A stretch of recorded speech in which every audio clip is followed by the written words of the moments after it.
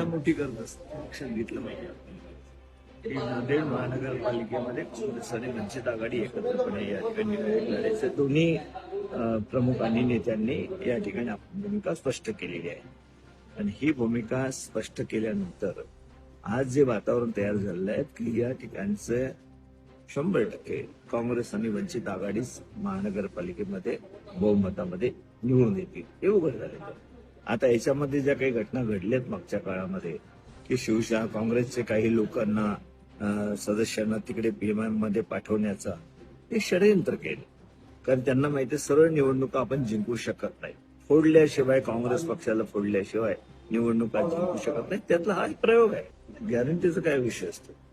इथे काँग्रेसचे नेते होते, अध्यक्ष होते, खासदार होते, त्यांच्याही बाजूनं तीनचे तिन्ही नेते होते वंचितच्या बाजूनं आणि सगळ्या मिळून चर्चा करून निर्णय झालेला आहे.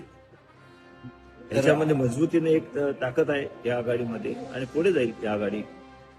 जनता मतदान करते. जनतेचा विश्वास त्या 10-12 लोकांनी गमावलेला आहे.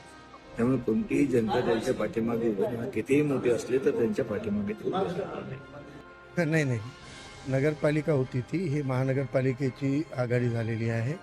नांदेड हे सेक्युलर भूमी आहे आणि वर्षानुवर्षापासून एका कुटुंबानं सगळ्या पक्षात घुसखोरी करून इथं कसं राजकारण केलं हे आपल्याला माहीत आहे.